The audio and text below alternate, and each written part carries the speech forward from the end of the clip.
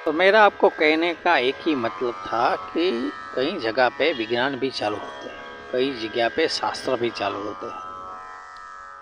ऐसा नहीं है कि सब हम समझे किसी भी लीडर के सब प्रवचन ही सुनते रहे कि ये लीडर क्या कर रहा है, यूएन क्या कर रहा है, जर्मनी क्या कर रहा है, इराक क्या कर रहा है। इसमें ऐसा नहीं होता है। सब सर्टेन बात तो ज्ञान से भी देखनी चाहिए, और ये सब ज्ञानी है। ऐसा नहीं समझे कि आप बेवकूफ़ी बिठा के रखे हैं। ईरान में जो उसके बेटे हैं वो भी ज्ञानी है। और मैं आपको एक बात और बताता हूँ, यूएई के जो अभी चलाते हैं वो भी ज्ञानी है। ऐसा कहते हैं, ये बात थोड़ी खानगी रखिएगा, लेकिन कह देता हूँ, उसके पास भगवान के चरण होते हैं।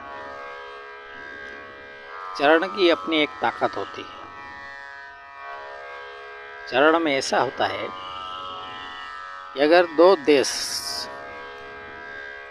के बीच में अगर ये चरण चले जाएं तो दोनों देश में लड़ाई होनी शुरू हो जाती है। रीजन कुछ भी फूट पड़ेगा, लेकिन इस चरण की ताकत ऐसी है। और मैं ऐसा मानता हूँ कि ये जो चरण है वो यूएई के पास है। आप समझिए, ये लोग धार्मिक दृष्टि से तो कट्टर होते हैं, लेकिन ज्ञान से भी होते हैं। हथियार चलाने में इसकी ताकत बहुत होती है, और समझ भी अच्छी होती है। तो कई बातें ज्ञान से भी देखनी चाहिए। ऐसा नहीं है कि भाई लीडरों को ही सुनते रहो, लीडर क्या समझ रहा है युद्ध के बारे में, देश के बारे में, जीडीपी के बारे में, और मिसाइल के बारे में विज्ञान क्या है। तो सर्टेन बातें ज्ञान से भी देखनी चाहिए। ये मेरा दृष्टिकोण है।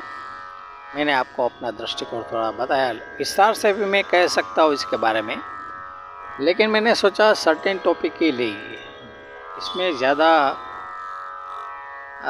दुनिया को ज्ञान देने की आवश्यकता बहुत नहीं है। लेकिन इसमें ऐसा है कि भाई युद्ध है तो ये तो फाइनल है, यानी कि ये नरसंहार का भी स्वरूप होता है उसके पास। यहाँ तो नरसंहार ही है ना। ये खून है। एक आदमी का आप मर्डर करोगे तो आपको जन्म टिप लग जाएगी।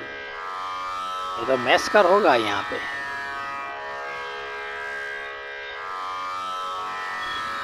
इतना। जय श्री कृष्ण।